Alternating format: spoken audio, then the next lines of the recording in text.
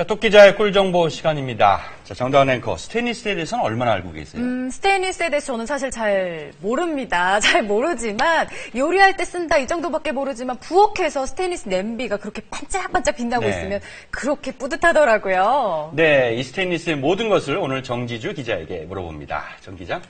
어른들이 왜 스탱그르 그런 얘기 맞아요. 하셨어요. 네. 아, 같이 익숙하시군요. 옛날 사람인가 봐요. 네, 저희 고등학교 네. 때 선생님이 그 스탱이 스테인, 그러니까 네. 녹이라는 뜻이라는 얘기를 해줬던 기억이 나요. 그러니까 스탱 그릇은 녹그릇이라는 얘기인 셈인 거죠. 네. 자, 오늘 얘기할 스테인리스였습니다. 녹이 슬지 않는다는 뜻입니다. 다른 소재에 비해서 녹이나 변형이 적습니다.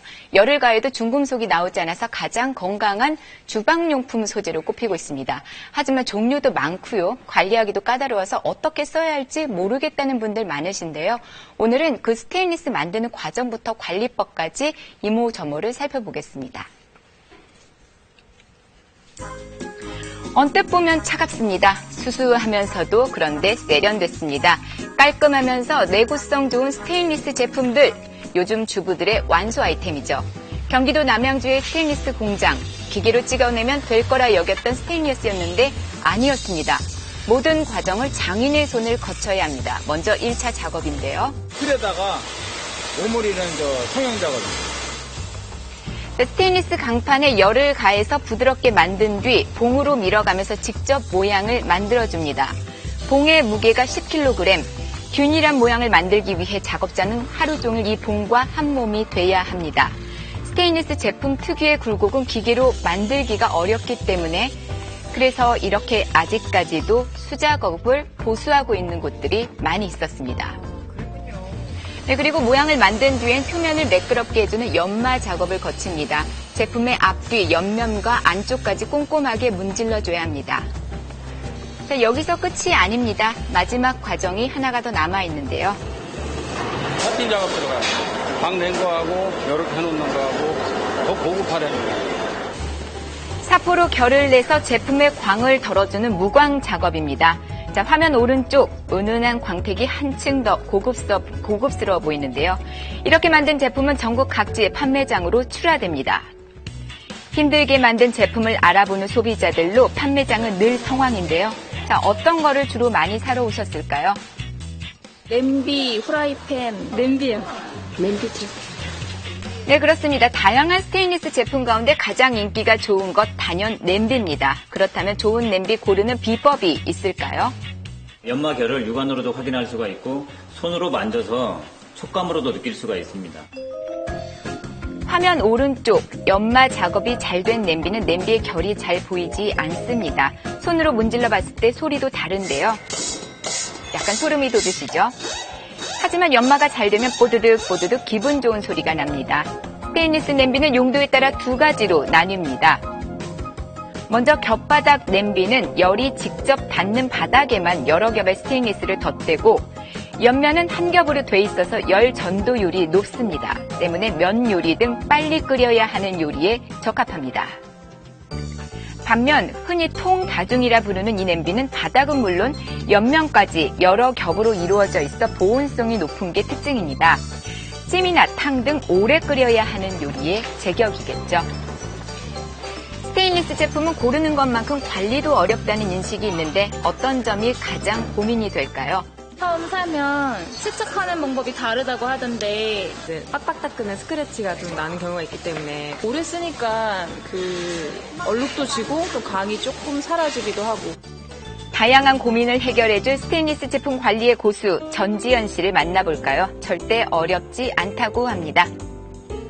스테인리스 장점 중 하나가 관리하기 쉽다는 거거든요. 쉬운 관리법 알려드릴게요.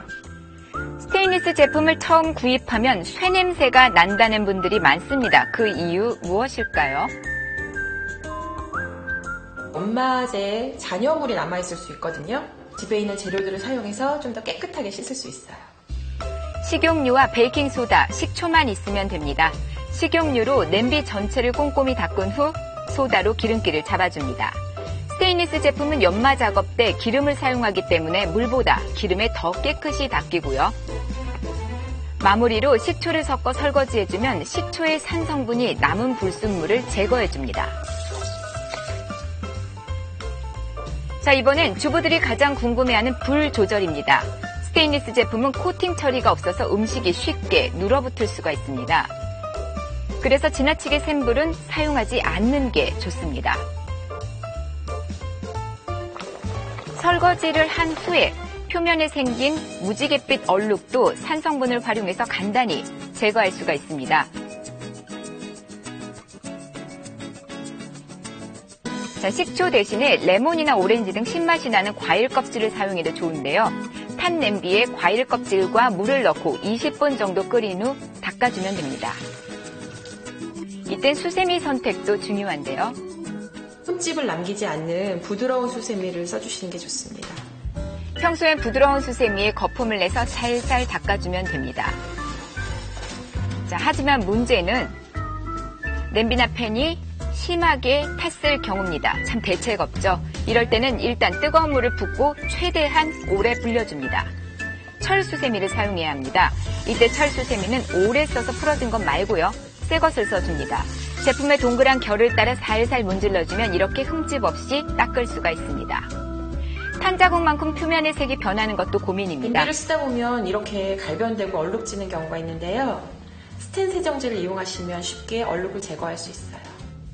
특히 불에 그슬려서 갈색으로 변한 자국은 가장 없애기 힘들다는데 시중에서 판매하는 스테인리스 세정제를 쓰면 이렇게 좋습니다. 도포한 상태로 한 10분 정도, 한 15분 정도 기다려주시면 더 나중에 쉽게 닦을 수 있어요. 그런데 이 세정제에는 연마 기능이 있습니다. 말 그대로 제품 표면을 살짝 깎아내는 원리이기 때문에 꼭 필요할 때만 사용해야 합니다. 훨씬 깨끗해졌죠? 오른쪽 세척 후 화면이요. 약간의 요령만 알고 사용하시면 쉽게 사용하실 수 있어요. 구입부터 관리까지 어렵게만 느껴졌던 스테인리스 제품, 똑똑하게 사용해서 더욱 건강한 주방을 만들어 보시기 바랍니다.